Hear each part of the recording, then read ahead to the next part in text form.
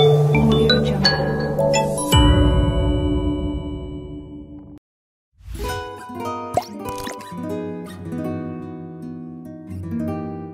Siang Bapak Ibu, Saudara-saudara Jemaat Gereja Kristen Jawa Bambu Kuning.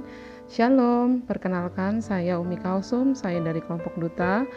Pada kesempatan kali ini saya mau bercerita tentang pengalaman saya ketika saya dan keluarga terpapar COVID-19 pada awal Desember 2020.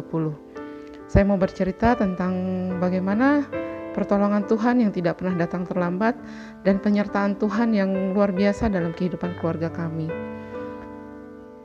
Saya menderita COVID-19 dengan gejala yang agak lumayan berat.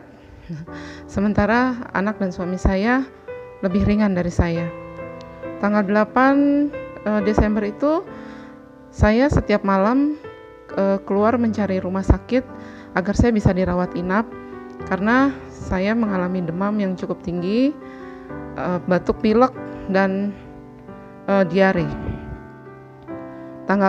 Malam tanggal 8, malam tanggal 9 dan malam tanggal 10 itu saya tidak pernah bisa dapat rumah sakit karena semuanya penuh. Tanggal 11 kondisi saya semakin memburuk. Demam saya sudah di 39,8 dan tidak bisa turun ketika saya minum paracetamol. Hari itu saya berdoa sore jam 11 tanggal 11 Desember itu jam 5 sore saya berdoa, Tuhan, saya sudah tidak kuat. Ini panas sekali Tuhan, saya tolong saya Tuhan. Tolong sembuhkan saya, tolong selamatkan saya. Karena saya masih mempunyai anak-anak saya, anak-anak yang kecil yang masih butuh pembimbingan saya Tuhan. Saya percaya Tuhan pertolongan-Mu, saya percaya penyertaan-Mu, dan saya percaya rancangan-Mu tidak pernah buruk untuk siapapun. Kemudian saya tertidur.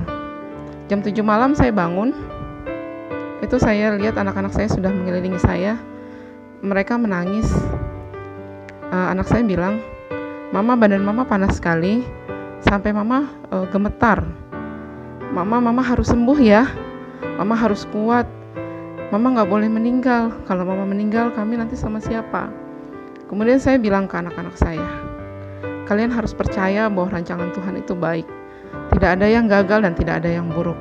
Tetap percaya kalau Mama akan sembuh. Doakan Mama ya nak. Kemudian saya kembali lagi malam itu mencari rumah sakit.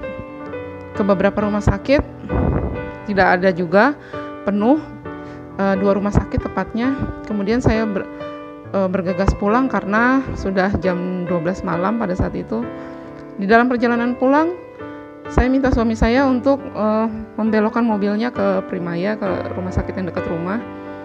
Di situ malam sebelumnya juga kami ke sana tapi tidak pernah dapat tempat di IGD-nya, tidak pernah dapat. Kemudian malam itu saya bisa ditangani di situ. Puji Tuhan sekali. Itu pertolongan Tuhan yang luar biasa. Oh ya maaf, saya juga mau bercerita bahwa selama mengalami COVID-19 kemarin, saya mendapat dukungan doa yang luar biasa dari Pak Pendeta, dari jemaat-jemaat Gereja Kristen Jawa Bambu Kuning.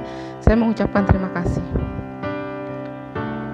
Kemudian saya juga mempercayai bahwa dukungan doa dari saudara-saudara, dari Bapak Pendeta, dari jemaat itu adalah salah satu pertolongan Tuhan yang tidak pernah datang terlambat. Nah, kembali lagi ke cerita saya tadi. 2 hari saya di rumah sakit, saya mengalami sesak nafas. Saturisasi saya turun di angka 87 dan itu rasanya mau nafas susah banget. Kemudian tanggal 17 saya ditorak ulang, di foto toraks ulang, saya mengalami perburukan di paru-paru. Ada bercak putihnya tuh semakin banyak. Tapi pada saat itu saya tenang. Saya tidak stres, saya tidak takut. Saya percaya Tuhan pasti akan sembuhkan saya. Saya percaya Tuhan ada di sini untuk menemani saya, menemani saya melewati masa-masa sulit ini. Saya percaya sekali. Walaupun pada saat itu perburukan ada di paru-paru saya. Saya percaya sekali obat-obatan ini akan segera bekerja karena pertolongan Tuhan itu. Kemudian tanggal 18 masih sudah mulai agak ada perubahan. Tanggal 19 saya sudah lepas oksigen, sudah bisa bernafas tanpa bantuan selang oksigen. Tanggal 20 semakin baik, tanggal 21 puji Tuhan saya dibolehkan pulang oleh dokter. Itu saya merasakan Tuhan itu baik sekali sama saya. Saya boleh itu kan artinya saya boleh berkumpul dengan keluarga saya untuk merayakan ibadah malam Natal dan ibadah Natal. Puji Tuhan, di situ saya menangis, saya merasakan Tuhan luar biasa, pertolongan Tuhan yang luar biasa. Bayangkan kalau saya membayangkan seandainya saya tidak mendapat rumah sakit dan saya sesak nafas di rumah, apa yang terjadi? Saya tidak bisa membayangkan itu. Tapi ya itu, saya tetap karena pertolongan Tuhan itu tidak pernah datang terlambat. Tanggal 24 saya kembali swab. Saya dan suami saya kembali swab. Tanggal 25 saya mengikuti ibadah, dan di situ saya ingat sekali tema Natalnya Immanuel. Itu sudah cukup. Di situ ketika mendengarkan khotbah Pak Pendeta Kuku tuh saya terus menangis. Saya begitu merasakan betapa Tuhan baik, betapa penyertaan Tuhan itu luar biasa dalam hidup saya. Saya berdua, saya bercerita gitu sama suami saya. Kemudian jam 12 siang itu saya dapat WhatsApp dari rumah sakit bahwa hasil swab saya dan suami saya itu negatif. Itu luar biasa sekali. Itu hadiah Natal yang paling luar biasa, dan saya mensyukuri apapun yang terjadi dalam hidup saya, meskipun saya diizinkan untuk menderita COVID pada saat itu. Tanggal 28 Arin anak saya juga di swab, ternyata dan hasilnya puji Tuhan negatif. Itu hadiah Natal dan Tahun Baru yang luar biasa bagi keluarga kami, yang di situ kami merasakan penyertaan Tuhan dan pertolongan Tuhan yang luar biasa yang tidak pernah datang terlambat. Kita hanya diminta untuk percaya saja tanpa ada keraguan-raguan. Itu saya yakini, dan itu yang terjadi dalam hidup saya. Puji Tuhan, saat ini kami semua sudah sembuh.